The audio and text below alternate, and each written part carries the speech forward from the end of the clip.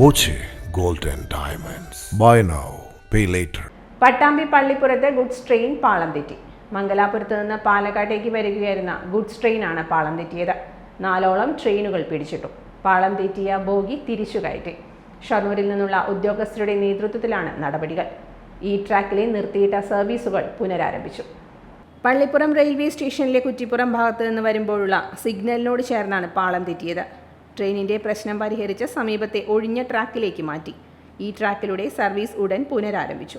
റെയിൽവേയുടെ ഉന്നത ഉദ്യോഗസ്ഥരെത്തി പരിശോധന നടത്തിയ ശേഷമേ ഈ ട്രെയിനിന്റെ സർവീസ് ആരംഭിക്കൂ. Time kids pre school, Mannanur road, Vaniyamkulam. Dot view news. കാഴ്ചകളാണ് ലോകം, കണ്ടു തുടങ്ങുക.